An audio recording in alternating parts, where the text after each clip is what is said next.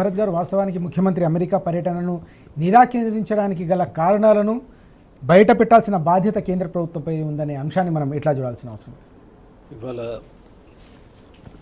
ఈ సంఘటన ఏదైతే ఉందో దీనికి సంబంధించి కొంత బ్యాక్గ్రౌండ్ కూడా వెళ్ళాల్సిన అవసరం ఉన్నది.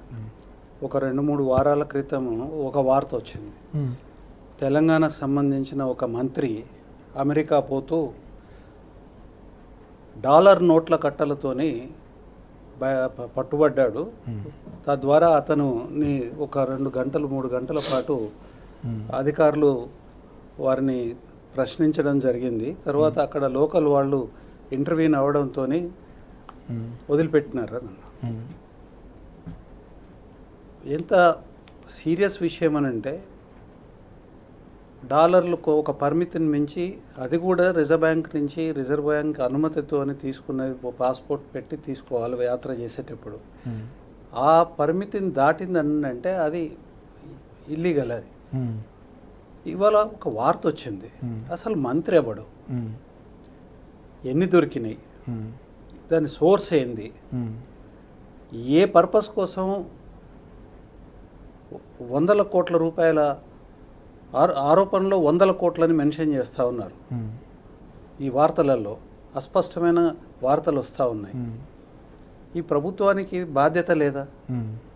ఆ మంత్రి ఎవరు, దొరికిన పట్టుబడ్డ డాలర్ల యొక్క విలువెంత, దాంట్లో నిజమెంత, దాంట్లో అబద్ధం ఎంత, ఇది తెలుసుకోవాలి. ఇది ప్రజలకి చెప్పాల్సిన బాధ్యత లేదా? ఓకే, తర్వాత కేంద్రానికి ఉంటుంది కదా దీంట్లో బాధ్యత. కేంద్రమే కదా ఇంటరాక్ట్ కావాల్సింది విదేశీ సంస్థలతోని.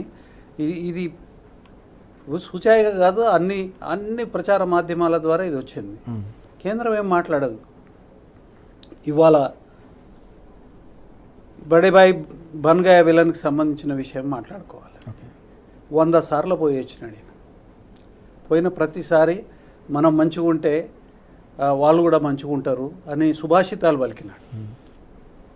నువ్వు ఈ 100 సార్లు ఢిల్లీకి పోయి నువ్వు తీసుకొచ్చిన పర్మిషన్ లేనిది, నువ్వు తీసుకొచ్చిన పనులేంది, నువ్వు తీసుకొచ్చిన ఫ్యాక్టరీ లేనిది, నువ్వు తీసుకొచ్చిన ఏంటి ఉపయోగాలేంది రాష్ట్రానికి కేంద్రం నుంచి. ఇవాళ నీ విదేశీ పర్యటన ఆయన ఆపాడు. ఎందుకు ఆపాడో ఆయన చెప్పాడు. ఏం దొంగతనం చేసినావు నువ్వు చెప్పవు.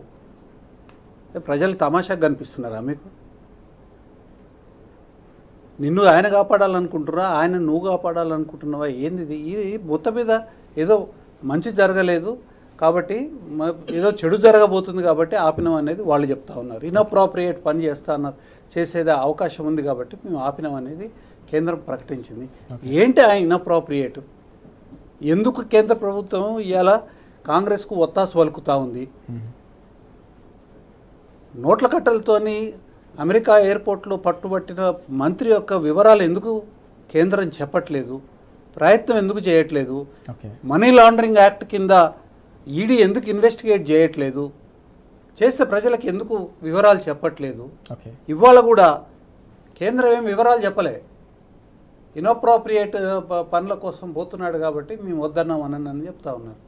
అంటే ఇన్అప్రాప్రియేట్ అంటే చేయకూడని పనులు. ఆ చేయకూడని పని ఏంది వాళ్ళు స్పష్టంగా చెప్పాలి. ముఖ్యమంత్రి కూడా స్పష్టంగా చెప్పాలి. గుజరాత్ ఉనికి ఇచ్చినారు, నాకు ఇవ్వట్లేదు, ఈ కాదు కథ. జనంకి తెలుసుకోవాల్సిన అవసరం ఉంది. ఎందుకంటే రాష్ట్రం యొక్క ప్రతిష్ట దీంట్లో ఇన్వాల్వ్ అయి ఉన్నది. రాష్ట్ర ప్రజల యొక్క, తెలంగాణ ప్రజల యొక్క ప్రతిష్ట ఇన్వాల్వ్ అయి ఉన్నది.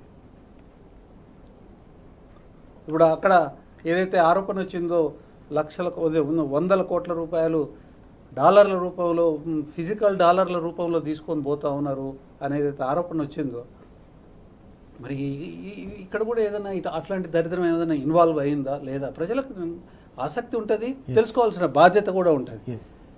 ఇక్కడ చట్టసభలు ఉన్నాయి, పొలిటికల్ పార్టీస్ ఉన్నాయి, ఆపోజిషన్ పార్టీస్ ఉన్నాయి. వాళ్ళందరికీ తెలుసుకోవాల్సిన అవసరం ఉన్నది. స్పష్టమైన విధానంలో అది తెలిస్తే చెడుగా మాట్లాడతారు, లేకపోతే ఎవరిష్టం ఉన్నట్టు వాళ్ళు మాట్లాడతారు. బాధ్యత ఉంటుంది కదా ప్రభుత్వానికి. పారదర్శకత మా మూలస్తంభం అని చెప్పి వచ్చినారు. డెమోక్రసీలో పారదర్శకత మూలస్తంభం, మేము అదే పాటిస్తామని అన్నాడు. ఈయన పాటించాడు, ఆయన పాటించాడు. ఓకే. ఇక తెలంగాణ మీద విషయం కక్కే విషయంలో బీజేపీ తారాస్థాయికి పోయినది. తారాస్థాయికి పోయినది. బీజేపీ నుంచి మననే బయటకు వచ్చిన ఆయన ఒక అతను తమిళనాడు మాజీ ఐఏఎస్ ఆఫీసరు, తర్వాత తమిళనాడుకి బీజేపీకి ప్రెసిడెంట్. ఆయన స్పష్టంగా చెప్పినాడు, బీజేపీ పరిపాలన అంతా కూడా గుజరాత్ని ఎంపవర్ చేయడం, గుజరాత్కే మొత్తం అన్ని వ్యవస్థల్ని అక్కడ తీసుకుపోవడం, గుజరాత్కే అన్ని ఫ్యాక్టరీస్ని తీసుకుపోవడము, తర్వాత గుజరాత్ ఏమంటారు పెట్టుబడిదారులు అందరిని కూడా పెద్దగా చేయడం, అది వదులుకోవాలి బీజేపీ అని మాట్లాడాను. అది వదులుకోవాలంటే ఇప్పుడు అది జరుగుతుందని అర్థం కదా. అందులో ఉండే వాళ్ళతోనే అంటగాకున్న వ్యక్తే కదా మాట్లాడేది. అంటే ఆ రకంగా ఈ రకంగా తెలంగాణ మీద విపరీతమైన అసహ్యం ప్రకటించింది మొట్టమొదట మోడీ గారు. తల్లిని చంపి బిడ్డను బతికించినట్టు అని మాట్లాడాడు. అది ఒక పోలిక అనండి. ఒక రాష్ట్రం ప్రజల యొక్క ఆకాంక్షలతోని, ప్రజల యొక్క త్యాగాలతోని, ప్రాణాలను బలిపెట్టి తీసుకొని వచ్చిన తెలంగాణ ఏదైతే ఉందో దానిని వర్ణించే విధానమేనా? ఎంత దుర్మార్గం అది. అది పరాకాష్ట. ఇక మిగతా అన్నీ దానికి కిందనే. కానీ అప్పటి నుంచి ఇవాళ దాకా తెలంగాణకు అన్యాయం చేయడం తప్ప వేరే ఏమీ లేదు. తెలంగాణని మోసం చేయడం, తెలంగాణ ప్రజలని వివక్షతతో చూడడము, సెకండ్ గ్రేడ్ స్టేట్ కింద తెలంగాణను చూస్తూ ఉన్నారు. ఓకే.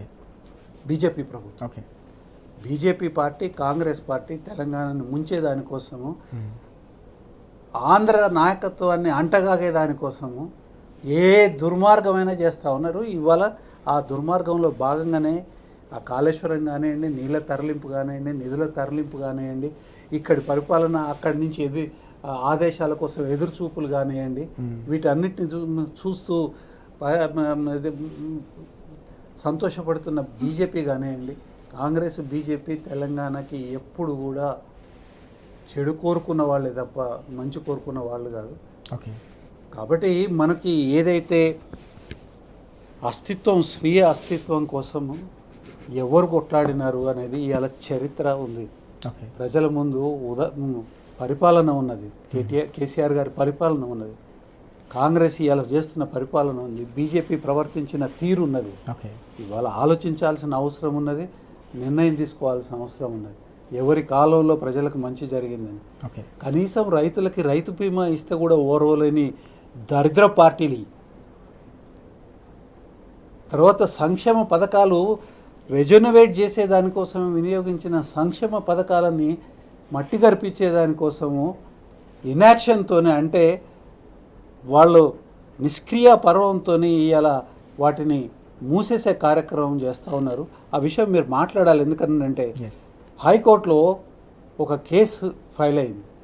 ఆ కేసు దాంట్లో కళ్యాణ లక్ష్మికి సంబంధించింది, సంక్షేమ కార్యక్రమాలకు సంబంధించి ఒక అఫిడవిట్ కూడా వేయలేదు దాన్ని. అంటే అది ఎందుకు అవసరమో, దానివల్ల సమాజానికి ఇతోధికంగా ఎట్లా ఉపయోగపడుతుంది, తర్వాత ఒక మెజారిటీ సెక్షన్ ఆఫ్ పీపుల్కి ఒక పర్టికులర్ వ్యవహారంలో ఏ రకంగా అది ఉపయోగపడుతుంది, తద్వారా సమాజానికి ఏమి మంచి జరుగుతుంది అనేది, అది కేవలం డబ్బులు పంచిపెట్టడం కాదు, సమాజ హితం ఉన్నది అనేది చెప్పాలి కదా. చెప్పకుండా కౌంటర్ కూడా వేయకుండా ఇవాళ దాని మీద స్టే వచ్చేదానికోసం ఇండైరెక్ట్గా వీళ్ళు సహకరిస్తున్నారు అనేది స్పష్టంగా కనిపిస్తుంది. అంటే ప్రజా వ్యతిరేక కార్యక్రమము అనేది ఫుల్ స్పీడ్ పెట్టి కాంగ్రెస్ నడిపిస్తూ ఉంది ప్రజా వ్యతిరేక కార్యక్రమం. కాబట్టి చివరికి ఎక్కడైనా ఒకే విషయం అండి, ప్రజలు కళ్ళు తెరుచుకొని గమనించాల్సిన అవసరం, చూడాల్సిన అవసరం ఉంది, ఆలోచించాల్సిన అవసరం ఉన్నది. ఆలోచించి ఈ పద్ధతులు, ప్రజా వ్యతిరేక పద్ధతులు అవలంబిస్తున్న పార్టీలన్నిటిని కూడా బంగాళాఖాతంలో కలపాల్సిన అవసరం.